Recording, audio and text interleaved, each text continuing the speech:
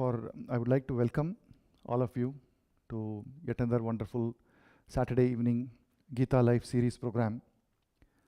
All those who are online as well as those who are assembled here in this temple. For decades, scientists have been trying to unravel the mystery of the creation of the universe. First there was a chunk, and then there was agitation in the chunk. There was a big bang, and then a few trillion years later, or a few billion years later, the universe as we see it has manifested. This is the theory.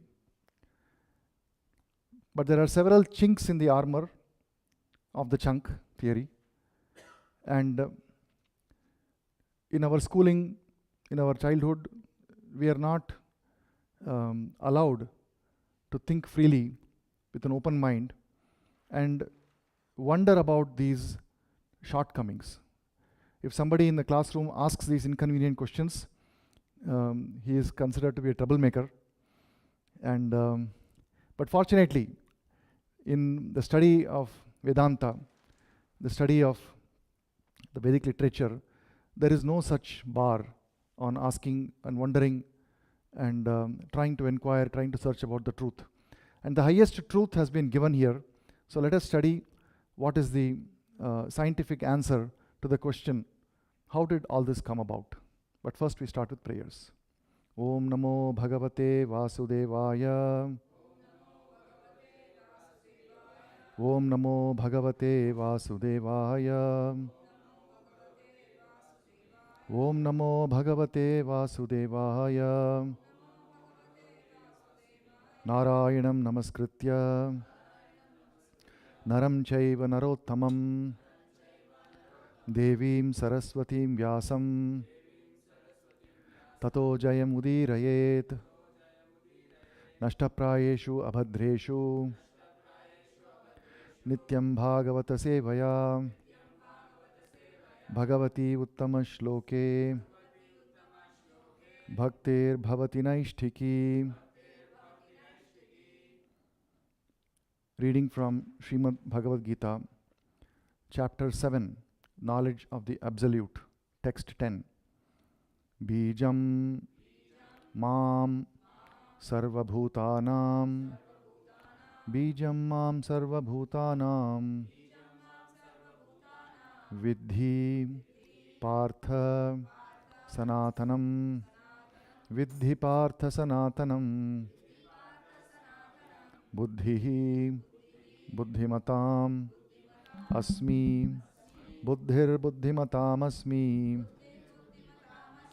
Tejaha Tejasvinam Aham Tejas Tejasvinam Aham Tejas Tejasvinamaham Bijam Mam Sarva Bhutanam Bijam Mam Sarva Bhutanam Vidhi Partha Sanatanam Vidhi Partha Sanatanam Buddhir Buddhimatam Asmi Buddhir Buddhimatam Asmi Tejas Tejasvinam Aham Tejas Tejasvinamaham Bijam Mam Sarva Bhutanam Bijam Mam Sarva Bhutanam Vidhi Partha Sanatanam Vidhi Partha Sanatanam Buddhir Buddhimatam Asmi Buddhir Buddhimatam Asmi Tejas Tejasvinamaham Tejas Tejasvinamaham Bijam Mam Sarva Bhutanam Bijam Mam Sarva Bhutanam Vidhi Partha Sanatanam Buddhi Partha Sanatanam Buddhir Buddhimatam Asmi Buddhir Buddhimatam Asmi Tejas Tejasvinamaham Tejas Tejasvinamaham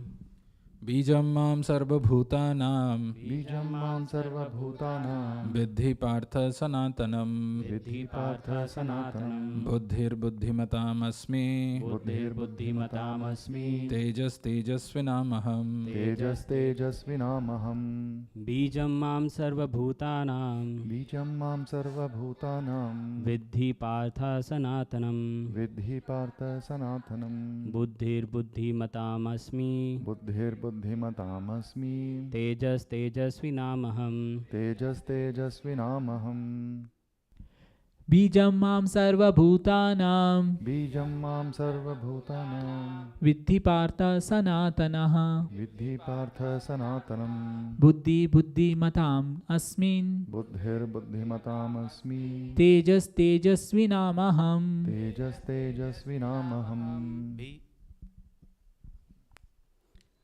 बीजं मां सर्वभूतानां Bijam mam sarva bhutanam विद्धि Partha सनातनं Vidhi partha sanatanam बुद्धिर्बुद्धिमताम् अस्मि Buddhir buddhimatam asmi तेजस्तेजस्विनामहम् Tejas tejasvinamaham बीजं मां सर्वभूतानां Bijam mam sarva bhutanam विद्धि Partha सनातनं Vidhi partha sanatanam बुद्धिर्बुद्धिमताम् अस्मि Buddhir buddhimatam asmi तेजस्तेजस्विमानहम् Tejas tejasvinamaham बीजं मां सर्वभूतानां Bijam mam sarva bhutanam विद्धि पार्थ सनातनं Vidhi partha sanatanam बुद्धिर्बुद्धिमताम् अस्मि Buddhir buddhimatam asmi तेजस्तेजस्विनामहम् Tejas tejasvinamaham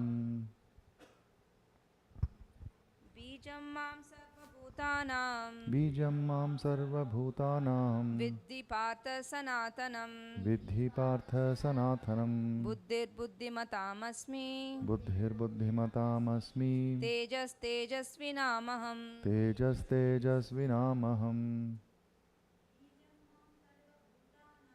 Bijam mam sarva bhutanam Vidhi partha sanatanam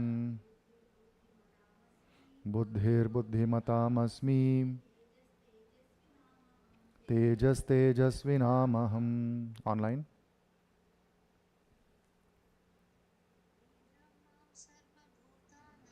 Bijam mam sarva bhutanam Vidhi partha sanatanam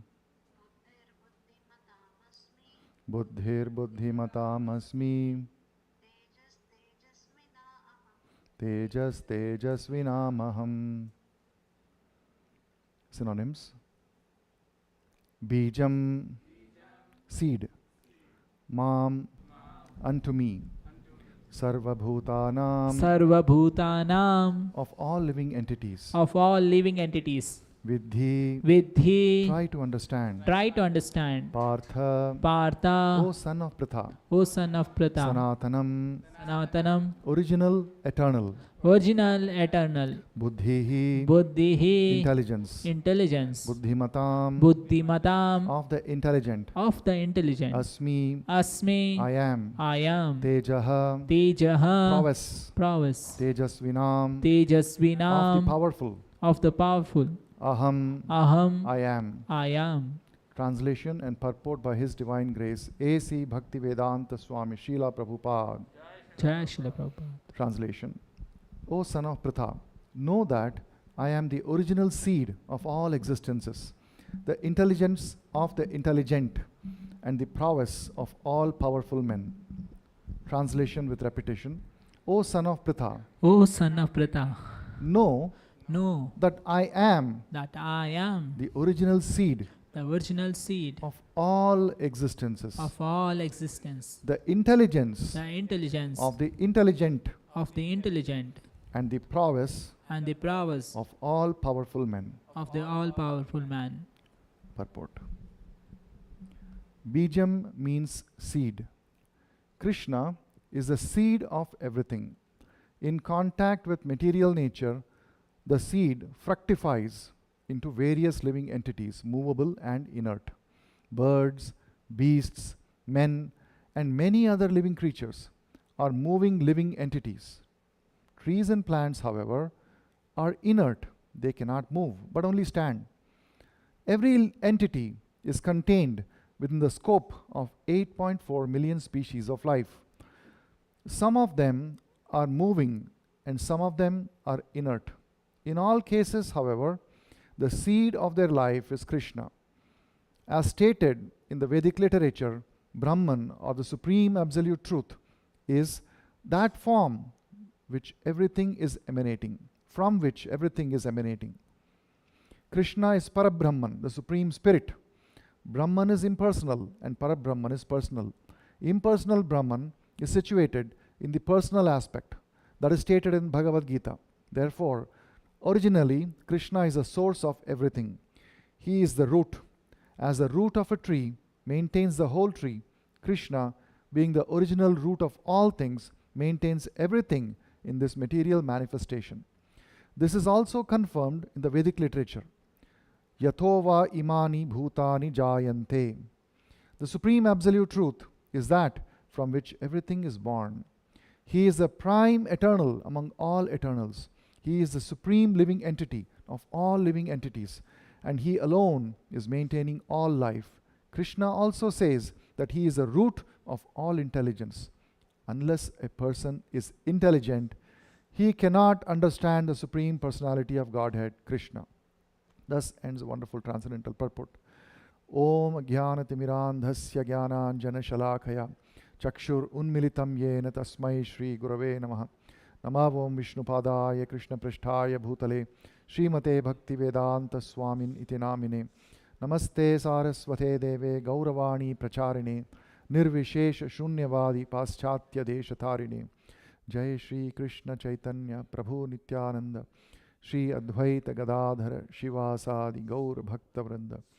Hare Krishna, Krishna Krishna, Hare Hare, Hare Ram, Ram Ram, Hare Hare.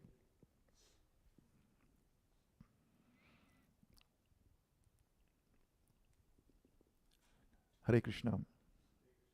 Let us try to understand this verse that we just chanted. Bijam mam sarva bhutanam vidhi partha sanatanam buddhir buddhimatam asmi tejas tejasvinamaham. Bijam is translated as seed.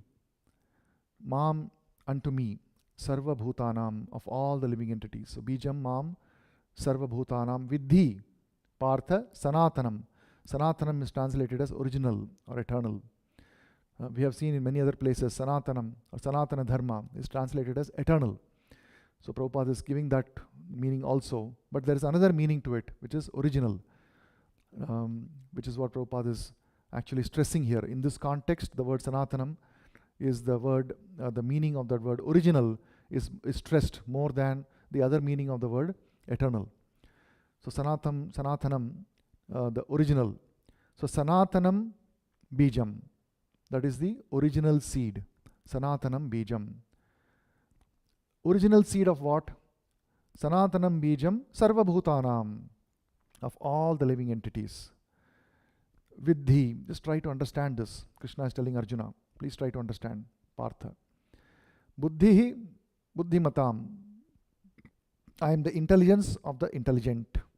So whoever we see as intelligent, everybody has got some degree of intelligence. It is not that only intelligent people have intelligence. Whatever intelligence that you see, and this is not just to human beings, even animals have got some intelligence. So whatever intelligence that is there, all of that intelligence is actually Krishna is giving that intelligence. I am the intelligence of the intelligent. Asmi, I am. Tejaha, prowess. Prowess of what? Tejasvinam, of the powerful. So of the living entities that we consider as powerful, and surely in this cosmic manifestation there are several powerful living entities, just as there are very intelligent living entities. And that is not just limited to the human species. There are 400,000 species of human beings, depending upon their consciousness. And surely many of them are very much more powerful than the others, particularly the devatas, the demigods, they're very powerful. And even others, even asuras are powerful. So the prowess of the powerful, that is Krishna is saying, that is me. Tejas Tejasvinam Aham, I am that power. O son of Pratha, know that I am the original seed of all existences, the intelligence of the intelligent, and the prowess of all powerful men. So there are three things that Krishna is saying in this verse. I am the original seed of all existences, that is number one. The intelligence of the intelligent, that is number two. And the prowess of all powerful men. This is the number three part that is there in the translation. Prabhupada has given some more insights in the purport as well. If you look at the purport,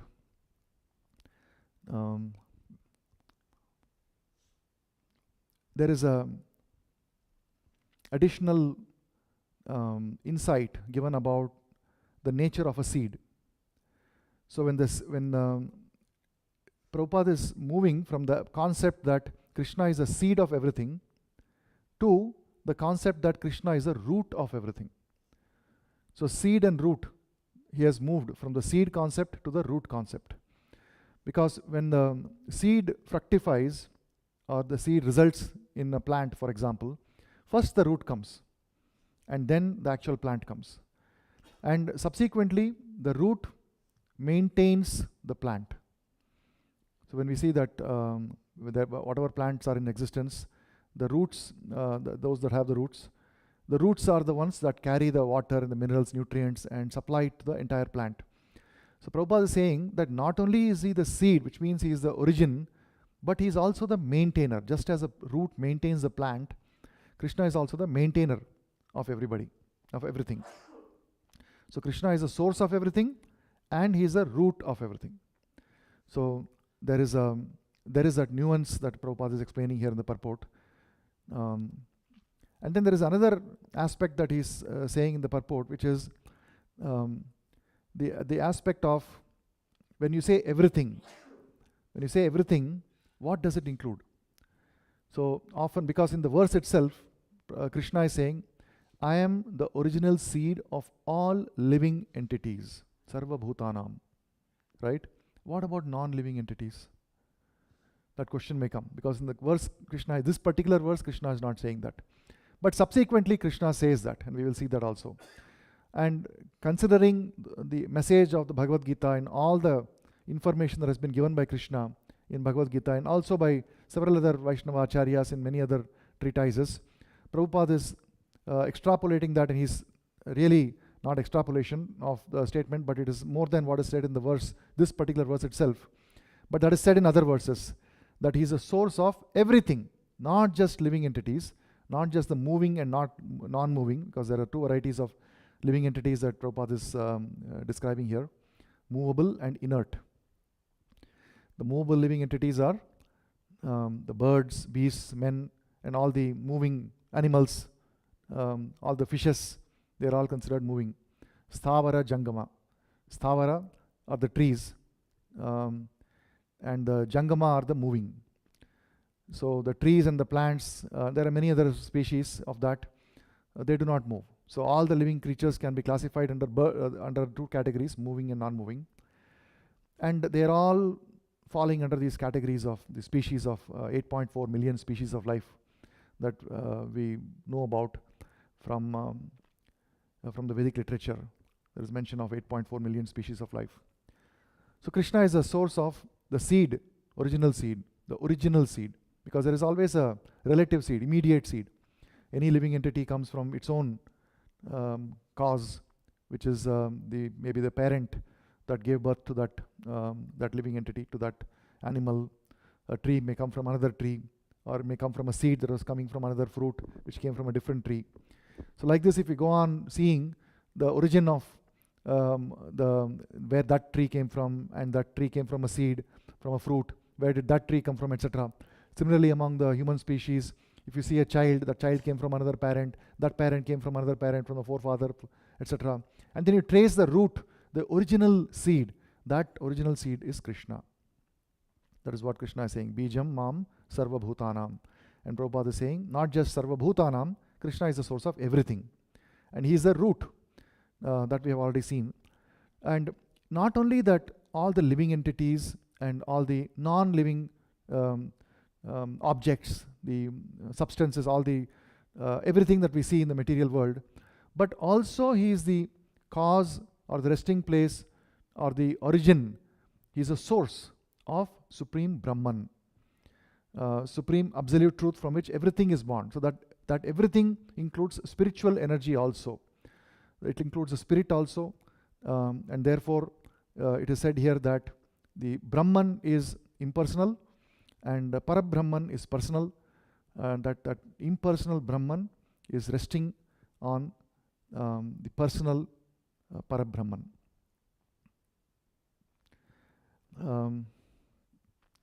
So let us look a little deeper at some of these concepts.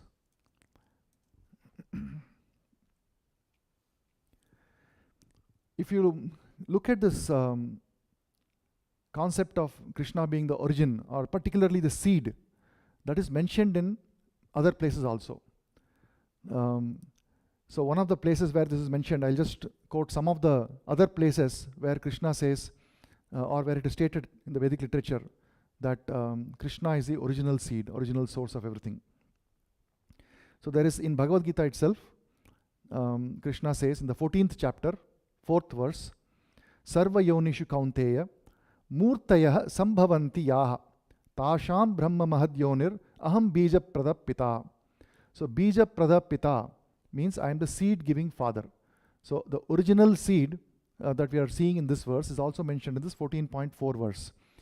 And the translation is, so Sarva Yonishu Kaunteya. Sarva Yonishu is all species of life, which is what we are seeing in today's verse also. Sarva Bhutanam. Sarva Bhutanam is all kinds of living entities. We have seen 8.4 million species of life. So Sarva Yonishu Kaunteya. Murtayah Sambhavanti Yaha. Murtayah means forms. So whatever forms that we see, Sambhavanti, whatever as you see them, as they appear, Tasham Brahma Mahat Yonihi.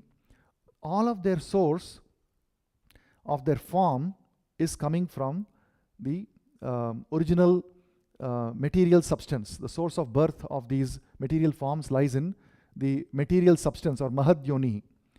And I am the seed giving father. So there is a, it can be compared to the, I suppose, the womb, the Mahad Yoni, and the seed is coming from Krishna, and that is actual living entity. So as a living entity is impregnated in the Mahad Yoni, the material substance, then you see a variety of living entities, living forms all around us. Just as Prabhupada gives example of on just as plain earth. In fact, in this temple we have a very good example. As the construction has been going on, the construction workers have poured loam or soil in various places. And then as a soil is there, of course in some of the places the objective of the soil is to sow grass, so they put some grass seeds. But there are also mounds of earth which are just kept like that because their intention is to level that later on. And within a week you can see that various varieties of plants are coming out of that. So Prabhupada says that just as in ordinary earth, even though nobody is going and planting the seeds, see, plants just come out from earth on their own. Similarly, the Mahat Yoni, in which the Supreme Lord is impregnating the seeds, automatically all different varieties of the living entities come out from that. So all the different living entities, varieties are coming out from the Mahat Yoni, impregnated by Supreme Lord. And similarly in this earth, whatever living entities that you're seeing actually are coming from the Supreme Lord. So even though there is no person who's actually going and planting the seeds, actually the seeds are being sent there by the Supreme Lord. So that's what, that is how Prabhupada gives an analogy to explain this. Another place where this is mentioned is in Chaitanya Charitamrita. It's a very interesting description that is given by Lord Chaitanya. Because when we hear that Krishna is the original seed-giving father, then we may think, all right, Krishna is the original seed-giving father, so there is no importance to Lord Balarama or Nityananda Prabhu. There is no, that they have no role in the creation process. So actually, just to clarify this misconception, Chaitanya Mahaprabhu in his instructions to Sanatana Goswami gives some wonderful, very detailed description of exactly how this creation happens in the 20th chapter. And he says that there is the energies that are there with the Supreme Lord, they are classified into three categories: Ichha Shakti, Jnana Shakti, and Kriya Shakti. Ichha Shakti, Jnana Shakti, and Kriya Shakti. That is the willingness power, the power to will. That is called Ichha Shakti. And knowing power, that is the Jnana Shakti. And doing power, activity, the power to do something, creative. It's a creative power. The creative power is called Kriya Shakti. So in order to have the creation around us, cosmic manifestation, it is not sufficient just to have the power to create. The creative power is one element. I may have the creative power, but I may not want to do it, right? So there needs to be a will, a desire, that is Ichha Shakti. And then there needs to be knowledge of how to do the creation, that is the Jnana Shakti. And then there is the actual activity, a creative potency, the ability to create, that is the Kriya Shakti. So Prabhupada explains that this Ichha Shakti, or the willing power, the predominating deity for that is actually the Supreme Lord, original personality of Godhead, Lord Shri Krishna. So Lord Shri Krishna is the desirer, is the original desirer. By his will, everything else happens. Then the next step after that, the Supreme Lord expands himself into various other expansions. One of the expansions is Vasudeva. This Vasudeva expansion is responsible for the knowing power. The knowledge of how to create is with Vasudeva. And then the creative power is with Sankarshana. So the Sankarshana and Vasudeva, they are the expansions of the original Baladeva. So first the Supreme Lord expands himself as Baladeva, and from there these other expansions come. Therefore Balarama or Baladeva has a very, very important role in creation. And particularly Prabhupada says that the spiritual world is actually an expansion or the result of creation, creative effort of Baladeva or Balarama. So therefore, the way in which the Supreme Lord, Lord Krishna, expresses his creative activity is starting from the desire or the will to create, which is coming from the Supreme Lord himself. And then he expands himself into Baladeva, who then expands himself into Vasudeva and Sankarshana. And through that, the Jnana Shakti and the Kriya Shakti are expressed. So there is one particular verse in Chaitanya Charitamrita. After describing all of this, he tells Sanatana Goswami, Etau hi vishwasya hi bija yoni Ramo mukunda purusha pradhanam Anviya bhuteshu vilakshanasya Jnanasya chetasa Imau Purano. That is, Etau means these two. And which two he is talking about? This Rama and Krishna. This verse is actually a quotation from Srimad Bhagavatam that is quoted in Chaitanya Charitamrita by Lord Chaitanya to Sanatana Goswami. And in Srimad Bhagavatam, this verse is spoken by Uddhava to Nanda Maharaj. So when Uddhava goes to Vrindavan, and he was sent by Krishna to go to Vrindavan, and there he meets Nanda Maharaj and Mother Yashoda, and they are very, very eager to know about Krishna. And and Uddhava sees their ecstatic love for the Lord, and he's trying to console them because Lord Krishna has not appeared. They are very much anxious and eager, and they are not able to contain their anxiety to see Krishna. So Uddhava first consoles them, saying that don't worry, Krishna will come. He will definitely come here. And then he says that you are very, very fortunate to have obtained Krishna and Balarama as your children. And then he says this verse, Etau, these two, that is, he's referring to Krishna and Balarama. He certainly, Vishwasya cha bija yoni. And here he says, goes one step further than what is there in today's verse. Because in today's verse, what it says, Bija Mam Sarva Bhutanam. I am the seed. And what Uddhava says here is that Krishna and Balarama are Bija Yoni. They are both the cause and the ingredient. That is basically, now he's talking about Krishna and Balaram both, right? So the original seed and the ingredient. Ingredient can be compared to the womb or the substance in which the seed is impregnated. So the entire cosmic manifestation, which is not just the seed, but everything else that is required for us to produce, for Krishna, to produce all the living entities, all of that is both Krishna and Balaram. And so the translation is, Balarama and Krishna are the original, efficient and material causes of the material world. As Mahavishnu and the material energy They enter into the material elements and create diversities by multi-energies. Thus, they are the cause of all causes. So very powerful and slightly difficult to understand also the word original, efficient, material causes of the material world. So essentially, Uddhava is saying that they are the cause of everything, not just the seed of the living entity. It's the entire thing, that all the matter, everything that we see is all coming from Krishna and Balarama, both. And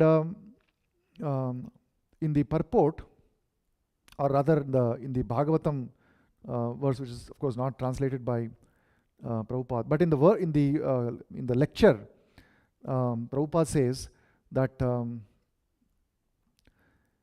this particular verse shows that, or rather, when we are trying to understand this verse, we should understand that Krishna and Balarama are not two different people.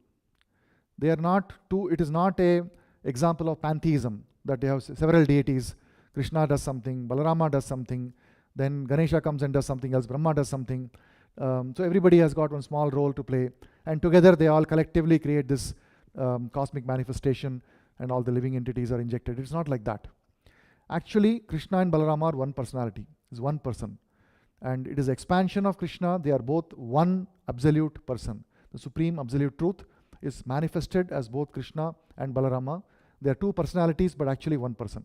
It is expansion of Krishna himself. When I was looking at this translation, something very interesting struck me, because time to time, because of the convenience, I also look at Vedabase. And there are multiple sources for all this information, right? Multiple source means online. When you see, there is, of course, Prabhupada's original books, which we refer to, and those can be found in www.prabhupada.io. They are original works of the unedited, is it 1971 or 1972? 1972 version of Bhagavad Gita, and similarly Chaitanya Charitamrita, etc., which was originally written by Prabhupada, and Bhagavatam also. But subsequently, there have been several edits to that over time through the Bhaktivedanta Book Trust, and the edits have gone to a degree that somewhere I saw that there were 5,000 edits done to Bhagavad Gita. And in many places, there are subtle changes to the meanings of those words, which is why we refer to the original version of Bhagavad Gita, which you have seen, and the 1972 version, and that can be found in www.prabhupada.io. And in this particular verse, which I just quoted, that Veda-based translation is actually deviated a lot. I'll just read that just for you to understand just how much it has deviated.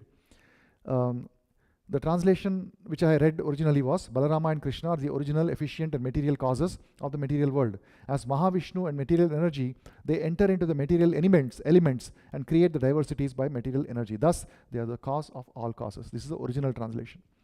The Veda-based translation says, these two lords, Mukunda and Balarama, are each the seed and the womb of the universe, and the creator and his creative potency. They enter the hearts of living beings and control their conditioned awareness. They are the primeval supreme. So it may look very similar, and you may think, oh, there is nothing objectionable here. But there is a specific spiritual potency to the words of the spiritual master. And we try to understand those words in those specific sequence of words. There is a special understanding that comes to us. So it's just, usually, you'll find small differences here and there, but this one had a very big difference. I thought I'll just point it out and caution all of you to make sure that you're reading the correct source so that we get the right understanding. Then there is another place where the aspect of how the Supreme Lord is the original creator, the original cause of all causes is given, and that is in the prayers of Prahalad Maharaj. So in the prayers of Prahalad Maharaj, there are some 3 or 4 verses that I would just like to reference here, and I'll go backwards. The first one which I would like to read is this one. Rupe ime sad asati tava veda srishthe bijan kurava ivana chanyad arupakshayam yukta samaksham ubhayatra vichakshante tvam yoge navahnim iva darushu nanyata syat. So this verse is saying Veda Srishthe. Veda Srishthe means by the authorized Vedic knowledge. That is, The exact translation is as explained in the Vedas. So Prahlad Maharaj is quoting the knowledge contained in the Vedas. And the reason why this is important is sometimes there is a misconception that in the books written by Srila Prabhupada, Krishna is depicted as the original cause of all the causes, whereas in the Vedic in the Vedas and the Upanishads, that is not the case. Actually, the Vedas and Upanishads are saying something else, but Srila Prabhupada's commentary and the Brahma Madhva Gaudiya Sampradaya commentary is twisting those meaning of the Vedas and saying that Krishna is the original cause of all causes. But that is not the case. And in this particular verse, Prahlad Maharaj is quoting, and this is Prahlad Maharaj is saying in Bhagavatam, direct verse, Veda Srishte, means the knowledge as explained in all the Vedas. And what knowledge? The knowledge of cause and effect, Sat Asati. So Sat Asati is translated as cause and effect. So by the description of the Vedas, one can see that the forms of Rupe is forms, Rupe Ime, Sad Asati. The cause and effect of all the forms of cause and effect in the cosmic manifestation belong to the Supreme Personality of Godhead. Arupakasya. But, and that Arupakasya is referring to Narsingadeva, who has no material form. So Prahlad Maharaj is directly looking at Narsingadeva, is giving a string of prayers. And so this is not that Prahlad Maharaj is sitting meditating on something and then saying Arupakasya, the person has no form, no, therefore is not Krishna. It's not like that. This is Prahlad Maharaj standing in front of Narsingadeva and is praying to Lord Narsingadeva and is describing him as Arupakasya because Narsingadeva's form is completely transcendental, not a material form. So the translation says, by the authorized Vedic knowledge, one can see that the forms of cause and effect in this cosmic manifestation belong to the Supreme Personality of Godhead for the cosmic manifestation in his energy. Both cause and effect are nothing but energies of the Lord. Therefore, my Lord, just as a wise man, by considering the cause and effect, can see how fire pervades wood, those engaged in devotional service understand how you are both cause and effect. So this verse is also describing how the Supreme Lord is. Actually, it is there all over the Vedic literature. It is there in other places in Bhagavad Gita also. But just before this verse, there is a very interesting thing that Prahlad Maharaj says, and this particular verse which I just quoted is a follow-up to that. And in the previous verse, what Prahlad Maharaj says is that there are 10 steps or the 10 processes involved in the path of spiritual understanding, or those who consider themselves as Gyanis or the Jnana Marga, or those who consider themselves transcendentalists, those who are trying to advance in spiritual knowledge by the process of their own efforts. By their own process of efforts, they have 10 processes. These 10 methods, they are called Mauna Vrata Shruta Tapo Adhyayana Swadharma Vyakhya Raho Japa Samadhaya Apavargyaha Praya Param Purushatetva Ajitendriyanam Varta Bhavanti Utana Vatranu Tu Dambhikanam. So these 10 processes are given as Mauna, Vrata, Shruta, Tapaha, Dhyayanaha, Adhyayanaha, Swadharma, Vyakhya. Like this, there are 10 processes that are given. And these 10 processes, actually, they do provide a way for a person to get further purified. They provide a way to control one's senses, and they provide a systematic path of getting a little bit detached from the material sense engagements. But Prahlad Maharaj says that these processes are actually meant for those who are normally unable to conquer their senses. Ajitendriyanam. So those who are unable to conquer the senses, they try to adopt these processes.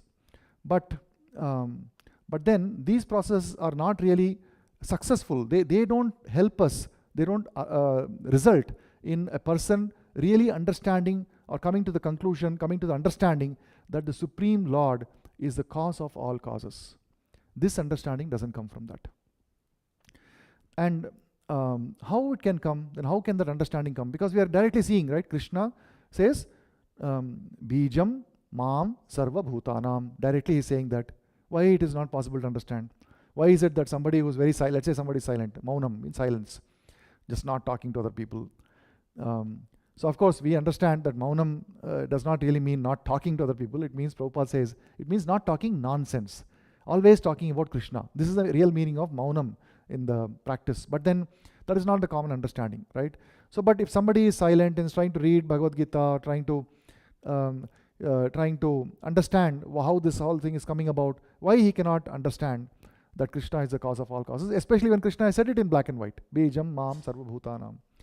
This is because unless one is in the mood of Arjuna, unless one is in the mood of a devotee, these words, they just bounce off from the head. There is no attraction to that. A person may read this line, but actually this may not even sink in. This line would not sit well. People say, right, sometimes this didn't sit well with me. He said something, I tried reading this Bhagavad Gita, but didn't get very attracted. But I found this methods given by some other process. There are several other processes that are available today that are propagated by the so-called transcendentalists. And different people find those different processes attractive. Mauna Vrata Shruta Tapo Adhyayana. Yes, thank you for projecting that. So unless a person is in the mode of a devotee, there is no way that actually this can come. There is a quotation that Prabhupada gives in the purport to that verse. Kechit kevalya bhaktya vasudeva parayanaha agham dhunvanti karsneya niharam eva bhaskaraha. Only a rare person who has adopted complete unalloyed devotional service to Krishna can uproot the weeds of sinful reactions with no possibility that they will revive. So this method of maunam or silence and various austerities, tapaha and vows, vrataha, these processes may have a temporary effect of restraining one's senses, temporary effect on controlling one's sinful activities, but it doesn't uproot. It doesn't do tapatrayon, unmoolanam doesn't happen. It doesn't uproot the root of the desire that is there in the heart. But that is possible only through Kechit Kevalaya Bhaktya. Only the rare person who's actually taken up to complete Kevalaya Bhaktya, unalloyed devotion, devotion for Vasudeva Parayanaha, unalloyed devotion to the Supreme Lord. Only such a person can uproot the weeds of sinful actions with no possibility that they will revive. So if you want to understand the Supreme Lord and this, the result of this kind of an unalloyed devotion, of course, is transcendental knowledge that we have seen in the past. And this transcendental knowledge, Jnana Agni Dagdha Karmani. So all the sinful reactions are burnt to ashes by the fire of transcendental knowledge that develops as a result of unalloyed devotional service. So Prahlad Maharaj is quoting this, and then prior to this, in the same prayers of Prahlad Maharaj, he also describes a little bit more of exactly how this creation happens. So he describes how, he says exactly, just quoting from the translation, this cosmic manifestation, the material world, is also your body. He's addressing Lord Nrsimha, and he's saying that this cosmic manifestation, the material world, is also your body. This total lump of matter is agitated by your potent energy known as Kala Shakti, and thus the three modes of material nature are manifested. You awake from the bed of Sesha, Ananta, and from your navel a small transcendental seed is generated. So from the navel there is a small transcendental seed, because we have all seen that there is a lotus flower that originates from the navel of which Vishnu? Garbhodakashai Vishnu. So the lotus is coming from the navel of Garbhodakashai Vishnu. But we may not be aware that before the lotus manifests, there is actually a seed, a transcendental seed. And Prahlad Maharaj is saying that there is a seed that comes. It is from this seed that the lotus flower of the gigantic universe is manifested, exactly as a banyan tree grows from a small seed. And then Prahlad Maharaj says that from that great lotus flower, Lord Brahma was generated. But Brahma certainly could see nothing but the lotus. So he's seated on a lotus, he's appearing on the lotus, and he's able to see only the lotus. Therefore, thinking you to be outside, Lord Brahma dove into the water. So he went into the lotus stem and tried to go into the water. And so where is the water? The water is in the navel of the Supreme Lord, from which the lotus is coming. Therefore, thinking you to be outside, Lord Brahma dove into the water and attempted to find the source of the lotus for 100 years. He could find no trace of you. However, for when a seed fructifies, the original seed cannot be seen. So this is a very interesting concept that Prahlad Maharaj is saying, because today's verse is saying, Bijam Mam Sarva Bhutanam. Then immediately somebody will say, where is the seed? And now Prahlad Maharaj is explaining with an analogy that when the seed becomes a root in the plant, can you still see the seed? You cannot see the seed. So this wonderful analogy is given to see how it is not possible, not very easy to perceive where the seed was. And then, of course, Brahma meditates upon the Supreme Lord after having received the instructions through the oral route, tapaha, tapaha. He hears that word, and then he starts performing several austerities, and then the Lord reveals the knowledge, swayameva spurati adaha. The Lord reveals the knowledge in the heart of Brahma. So these are some of the references that are there. And we know, of course, the other reference in Bhagavad Gita, Aham sarvasya prabhavo mattha sarvam pravartate iti matva bhajante mam buddha bhava samanmitaha. This is one of the 4 important verses of Bhagavad Gita, Chatushloki Bhagavad Gita. Aham sarvasya prabho, where Krishna is saying that I am the original source of everything.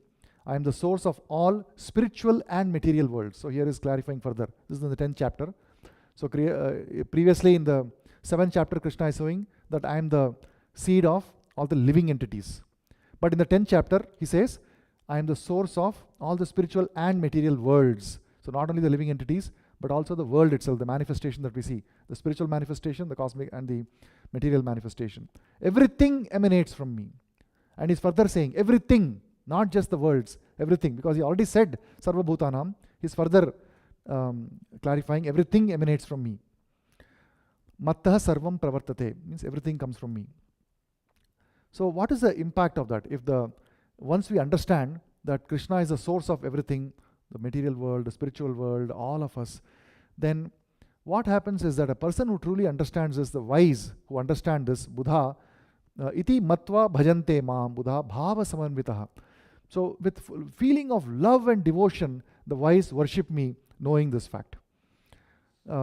So there is in the purport of that verse, Prabhupada gives further quotation from the Vedas, where it is again stressed how the Supreme Lord is the source of everything. And the particular quotation that Prabhupada is giving is, Narayanad Brahma Jayate, Narayanad Prajapati Prajayate, Narayanad Indro Jayate, Narayanad Asto Vasavo Jayate, Narayanad Ekadasha Rudra Jayante, Narayanad Dvadashadityaha. So like this, from Narayana, Brahma is born. From Narayanad, Prajapati Jayate, the patriarchs are born. Narayanad, Indro Jayate, Indra is born. From Narayana, the 8 Vasus are born. Ashtau Vasavo Jayante. And the 11 Rudras are born. Ekadasha Rudra Jayante. And Narayana, Dwadash Aditya, the 12 Adityas are born. So thus this verse in the Vedas is also showing how the Supreme Lord Narayana is a source of all these great personalities, Brahma, Prajapatis, Indra, etc. Rudra also, Lord Shiva. So Brahma is the source of Narayana is the source of Brahma and Shiva also. And then further there is another quotation, Brahmano Devaki Putraha, the son of Devaki Krishna is a supreme personality. This is another quotation from the Vedas. Then there is one more quotation. See, these quotations, why it is important? Prabhupada is giving these quotations to convince us about this, because we all have doubts in our mind. And the first verse of this chapter, Krishna is acknowledging that. Asamshayam samagram. What is the exact verse? Maya shakta mana partha yogan bunjan madashrayah asamshayam samagram mam yatha jnasasi tachrunu. So, asamshayam samagram mam, to achieve this state of being completely free from doubt, is a very important aspect, and that is why Krishna is giving this information, so that there is no doubt. And this, because Krishna is acknowledging, is therefore Prabhupada is also acknowledging that we have doubts in our hearts. It is a fact, right? All of us have some doubts because of our conditioning. We have been we have immersed 16 years of education in the system of education that completely, deliberately keeps away Krishna as a cause, and is trying to explain the material universe, the manifestation, from every other angle except for acknowledging the presence of Krishna or presence of God. Therefore, and we have spent so many years in that, in such a system. And after that also, it is not that immediately we have come to Krishna consciousness. Several years after that we have spent in trying to contemplate on that, meditate on that, and being convinced of that system. So probably many of us have been in that for 25, 30 years we have spent in that paradigm. So why would that doubt not be there? It is not easy to get rid of that. And so it's very important for us that wherever we see this proof, this evidence, the Vedic evidence, immediately we should collect it and internalize it, try to internalize it and try to contemplate on that. So this, there is one more verse that Prabhupada is quoting. In the beginning of creation, this is Vedas, quoting from the Vedas. Eko vai narayanasin na brahma na ishano napo na agni samone me dyavar prithvi na nakshatrani na surya sa ekaki na ramate tasya dhyanantastasya yatra chandogai kriyamanastakadi samyaka stutistomamuchyate. In the beginning of creation, there was only Supreme Personality Narayana. There was no Brahma, no Shiva, no fire, no moon, no stars in the sky, no sun. There was only Krishna, who creates all and enjoys all. So like this, there are several quotations. We also have, of course, our most important Brahma Samhita verse, Ishvaraha Paramaha Krishnaha Satchidananda Vigraha Anadiradir Govinda Sarvakarana Karanam, the cause of all causes. Extremely important verse. So it is, he is the cause of Narayana also. He is the original candle, as Prabhupada says. When there are several candles that are burning, they're all identical. All the candles which are identical, they look identical. But you used one candle to light the other candles, and therefore the Supreme Lord is the original candle. There is an analogy that is given to explain Krishna versus Narayana. So, Ishvaraha Paramaha Krishnaha. This Brahma is saying this, coaching us on this aspect. Satchidananda Vigraha Nadiradir Govinda Sarva Karana Karanam, cause, original cause of all causes.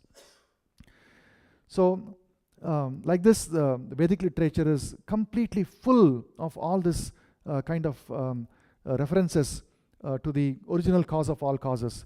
One thing that Prabhupada is highlighting in explaining this to us is that when we hear about Krishna being the original cause of all causes, it is very easy sometimes to fall in the trap that therefore everything is an amalgamated substance within Krishna, and somehow now it has become differentiated. Everything is one within Krishna, it is differentiated. So it is not like that. Natvevaham jatunasam natvam neme janadhipaha, that Krishna is saying in the second chapter. There was never a time when I, you, or all these kings did not exist. Nor will there ever be a time when they will not exist in the future. Natvevaham jatunasam natvam neme janadhipaha na bhuta na bhavishyamaha na chaiva na bhavishyamaha sarve vayamatah param. Na chaiva na bhavishyamaha. So there was never a time, nor will there ever be a time when they will cease to exist. Sarve vayam, and Prabhupada says the purport, vayam means plural, all of us. The word Sanskrit word vayam means plural. So the plurality of the living entities is also been established without any doubt by the Supreme Lord in Bhagavad Gita. He also differentiates between us, the minute infinitesimal living entities, and him multiple places in the Bhagavad Gita. He says aham sarvasya prabho. He doesn't say vayam sarvasya prabho, we are all source of all. He doesn't say like that. Krishna is the source of all everything. And then of course there is also the difference between the knower of the body, how we know only our own body, whereas Krishna knows everybody's body. So like this there are many places where it is made very clear. And the second chapter where he says that soul cannot be cut. So soul cannot be cut, which means it is not that the soul and Krishna was one identity and now suddenly it has become two. The soul and Krishna is different. It's not like that. The way it is existing now, it has always existed. The fact that the living entity is impregnated in the body is what is different now. The identity of the living entity with the body, the fact that the living entity is now occupying the space within this body, that is the creation, that is the bija that Krishna is talking about. Krishna, all the living entities have always been part and parcel of Krishna. Mamai vamsho jiva loke jiva bhuta sanatanaha. Sanatanaha, eternally. So all the living entities are my eternal parts and parcels. So therefore the minute independence or the simultaneous oneness and difference of the Supreme Lord, the plurality of the living entities has been very well established. And Prabhupada in his lecture, he cautions us that not to fall into the trap of thinking that because there is this creation that all of us are previously part of it. In fact, if you try to go into book distribution the other day, we were seeing that in the Jagannath Rath Yatra we had gone, there was one person who comes up and he's interested, is looking at these books, and then he strikes up a conversation with the Prabhu who had come, Prahalada Raksha Prabhu. And he was explaining, this person who is coming is explaining creation and life, etc. to Prahalada Raksha Prabhu. And Prahalada Raksha Prabhu is being very patient and hearing him. So he says that what is the use of all this actually? Whether we do whatever process we follow, anyway all of us are going to merge back into Narayana, into the Supreme Lord. So there is no need for us to really take any extra steps. You can do this, chanting of Hare Krishna Mahamantra, or I can simply be a good husband, good father, good child to my father, and anyway I'll be part of Narayana in future. I'll be amalgamated into the Supreme Narayana. I'll become one with Narayana. So there is no real purpose of this. So this is not those who have, from the moment that some of us have taken to or shown an interest in spirituality, we were very, very fortunate, some of us, to directly come in touch with Prabhupada's books. And therefore we had no other point of view. Whatever we saw, we have accepted. But that is not the case for everyone. There is a very vast number of unfortunately misguided individuals who have this misconceived notions that previously everything was one, now it is many, and again it will become one. So that is not supported in the Shastras, and we are very fortunate to be guided by the Bhagavad Gita as it is, as Krishna has spoken. So Krishna says, Buddhir buddhimatamaham tejas tejasvinamaham. He is the intelligence of the intelligent and the prowess of the powerful. And these things can be positive or negative, and that is based upon the desire of the living entity. He does not desire, he does not interfere with the minute independence that we have got, the free will that we have got. If we desire to be envious of the Supreme Lord, then yes, then he can give us the intelligence to be envious of him. It is not something that he wants, but he will give that intelligence, but he'll also put us under the stringent laws of material nature, where that enviousness, when it manifests and then we undertake sinful activities, which is basically forgetting Krishna, is the original sin. So all the activities that are performed by forgetting Krishna, they are envious activities. It is not that only if I kill somebody or steal someone's wealth, that is enviousness. It is not like that. Simply forgetting Krishna is enviousness. So how to always remain forgetful of Krishna? That also requires intelligence. Because Krishna has sent his missionaries, his pure devotees to this world, who are constantly broadcasting the glories of the holy name. So if somebody wants to avoid the glories of the holy name, if somebody wants to avoid, also requires intelligence. How do I today avoid chanting? How do I avoid going to the temple? What excuse can I give today? So this also requires intelligence. Krishna gives that intelligence, but then there is a impact, there is a result of that, and that result we suffer. Similarly, the power the prowess of the powerful men can be used positively, negatively. The power can be used to construct big temples in accordance to the instructions of the spiritual master, and thereby advance on the path of devotional service, or it can be used to in other negative ways. So like this, there are these three things that have been described in today's verse. Bijam mam sarva bhutanam vidhi partha sanatanaha buddhir buddhimatam asmi tejas tejasvinamaham. So I'll stop here and see if you have any questions, comments.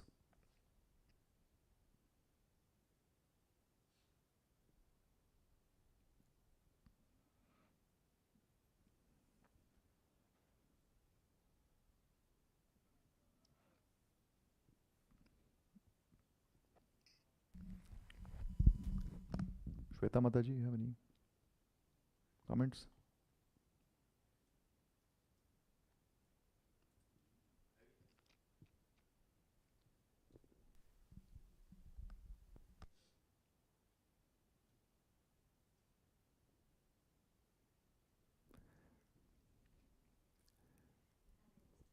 Yes.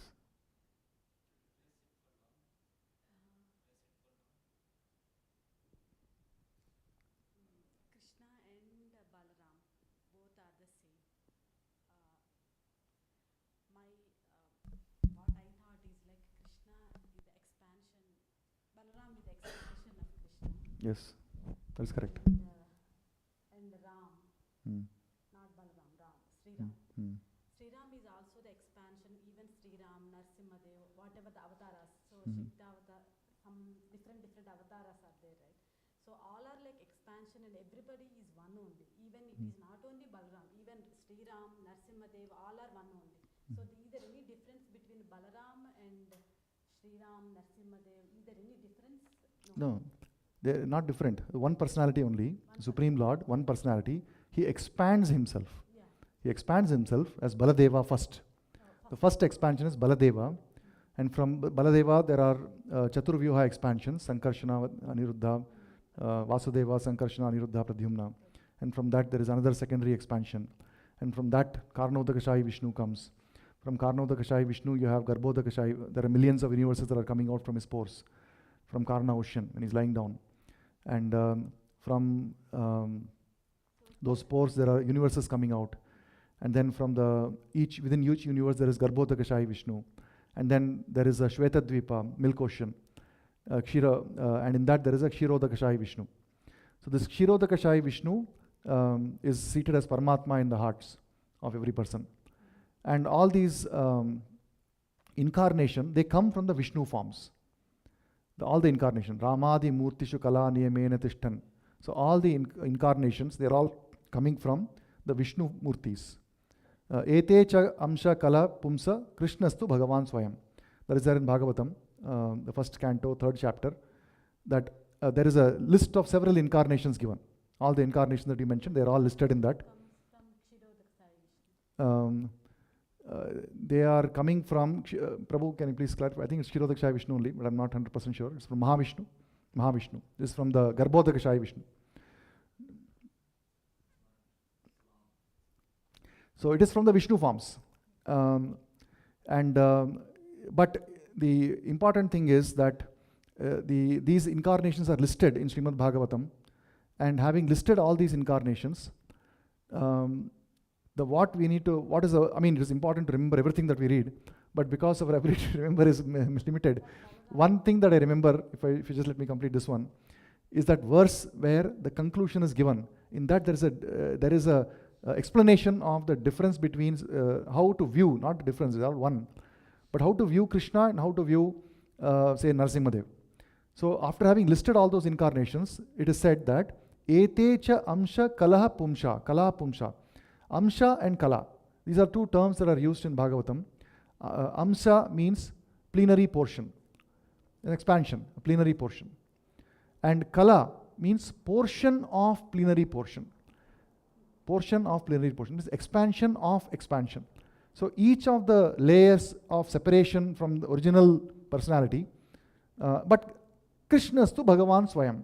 Krishnastu Bhagavan Swayam is mentioned, which means of all these incarnations, Krishna is the original, Swayam Bhagavan, and the remaining are all expansions. And these expansions, what happens is that they are the same person. They have got everything, all the potencies, but they are not manifest. Those potencies that are shown by Krishna, they are not manifest in these other forms. Although they are the same person, but they don't manifest. However, when Krishna comes as himself in his original form, all these other Vishnu Murtis, they come along with him, all the other incarnations. They all come along with him, they are contained within him. So when the Lord comes to, say for example, to kill all the demons, so we are reading in Krishna book now. Have you started reading Krishna book? So it is a very nice thing that we could do for Janmashtami. Prabhu has given this as a challenge and assignment, as well as a method for us to get into the mood of Janmashtami. And it is working. I can say that the process is working. And in Krishna book it is mentioned. Where was I going with that?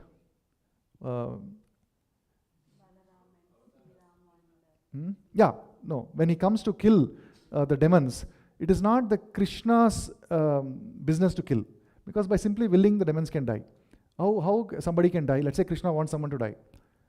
How does he kill someone? The easiest way for Krishna to kill someone is simply to exit his body, because Krishna is seated as Paramatma in the heart. The moment Paramatma leaves, the living entity cannot live in that body. So simply by exiting from that body, it's like as easy as simply getting up from this room and going outside. So Krishna does not have to come down to the material world to kill a living, any asura, however big he may be. So that kind of a business, paritranaya sadhunam, that business of vinashaya cha duskritam, that is done by Vishnu incarnations. So it is said by in the Krishna book that actually the Vishnu incarnation is there along with Krishna when he is coming, and those killing of demons pastimes are all enacted by Vishnu incarnations, who's inside Krishna. So actually when those demons, they see Krishna, they also see him in that powerful feature. They don't see the beautiful Krishna, the flute playing Krishna. They see him as a powerful, formidable Vishnu Murti. No, but you are not satisfied. You are asking something more. Now you can say. It's not like satisfied, but because I don't know about some other place, but in Andhra, majority of the people they are more into Sri Rama rather than Sri Krishna. So my question is like, so worshipping Sri Rama is as equal as Sri Krishna. Yes, it is. So all the Vishnu Murtis, the worship is allowed. And even Chaitanya Mahaprabhu, when he is touring South India, he finds a great devotee of Lord Ramachandra. And he asks him to chant Hare Krishna Mahamantra. Hare Krishna, Krishna Krishna, Hare Hare, Hare Ram, Ram Ram, Hare Hare. And like this he has been telling everybody. So this person also he tells. And this person is a very simple devotee. When he sees an exalted personality like Lord Chaitanya, he immediately starts chanting Hare Krishna, Hare. But next day he comes and says that I am not able to do this, because when I am saying Krishna, I feel separation from Rama. So Chaitanya Mahaprabhu says, all right, for you, you can do what you were doing before. So there is that, in order for us, we have to understand what state we are in. Are we at that state where we have got such spontaneous love for as an eternal associate of Lord Ramachandra, like Hanuman has, that he is attached to that form of Lord Ramachandra. His devotional service is to serve Lord Rama. Right? So, are we in that pure devotee form? We are not in that pure devotee form. So, for us, we have no attraction for Rama or Krishna. Actually, we have no attraction for any Vishnu Murti. And therefore, we have to follow the process given to us by Acharya. So, that is the important part. The important part of spiritual advancement is not whether I should worship this or that or that. We have to follow the instruction given by Acharya, because that is like going to a school. Right? Somebody may say that I want to be a doctor. Yes, but you are in first standard. What you are trying to say, that I'll only study certain things, I won't study other things. You cannot say that, right? You have to study art also. You have to study music also. You have to study craft also. You have to simply learn how to stand in line. You have to learn how to speak only when your turn comes. These are all first standard subjects. When you have completed and you are graduated, then you can select your major, you go, and when your spontaneous Swarupa is awakened, then one's original constitutional position of rendering devotional service to in a particular way to the Supreme Lord gets awakened. Every one of us has a unique original constitutional position, a unique way in which we relate to the Supreme Lord. When that is awakened, then yes, anything is there. But until that comes, we have to follow the instructions of the spiritual master for us to make advancement. Does that explain? Yeah. Thank you. Thank you. Any other questions? Jagannath Tirtha Prabhu.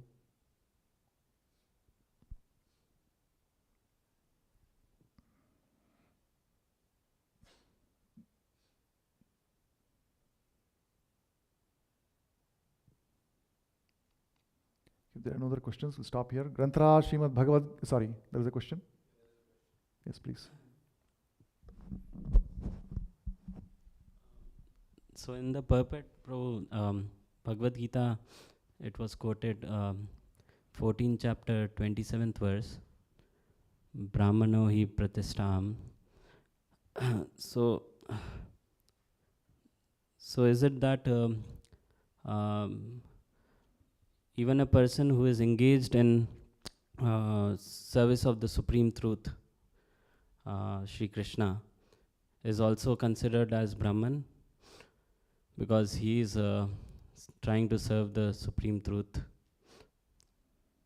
In this particular verse, Brahmano hi pratistham, so is the person, Jiva also Brahman? Brahman? Is the Jivan also Brahman? In the 4th chapter it is said that, which is that verse, Brahmaiva teva gantavyam brahma karma samadhina, Brahmarpanam brahmahavir brahmagnau brahmanahutam brahmaiva teva gantavyam brahma karma samadhina.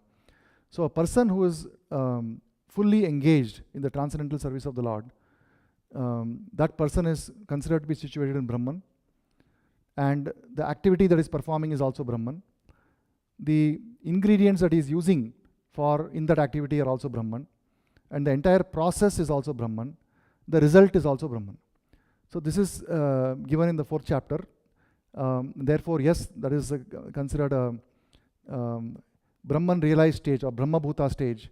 When a person is serving the Supreme Lord in pure devotional service, Brahma Bhuta stage is a preliminary stage that is already considered to be surpassed. So that would be the answer. But does that satisfy your question? Or okay. Is there any further? Did I say it correctly? Do you have any other perspective? Is okay? Do you have any clarification to add, Prabhu? Any other questions?